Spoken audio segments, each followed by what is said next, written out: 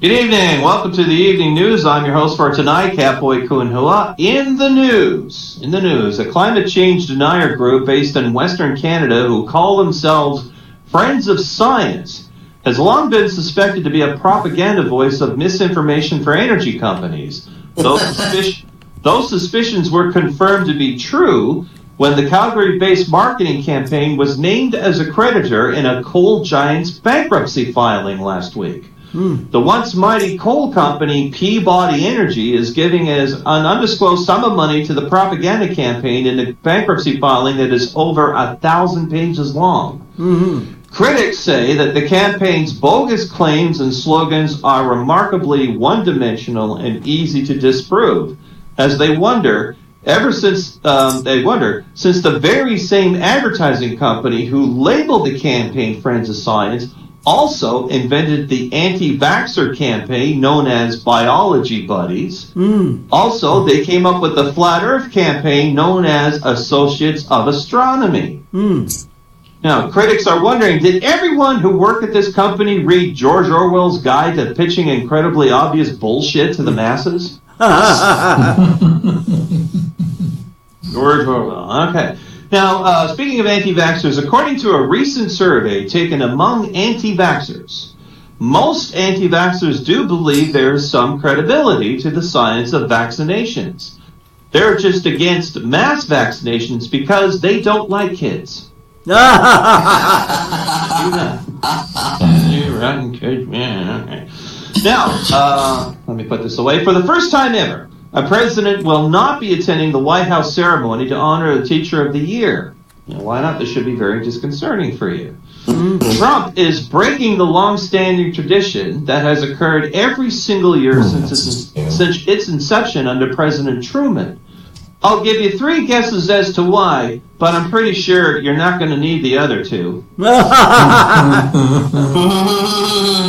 Now, instead, Trump said he'll be sending Betsy DeVos to the ceremony, who will punch the teacher in the gut and steal his wallet.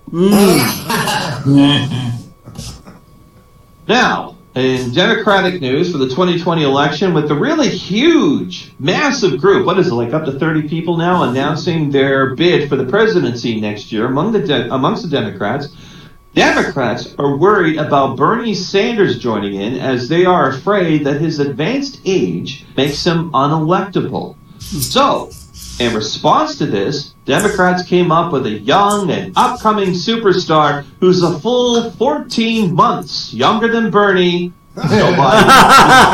Joe Biden, yes. Joe Biden, former vice president and man who's pointing to the next woman whose hair he wants to sniff. President Donald Trump watched some of the rally that Joe Biden partook in, and he said that it seemed a little off as far as rallies go. The crowd was not chanting to lock anyone up.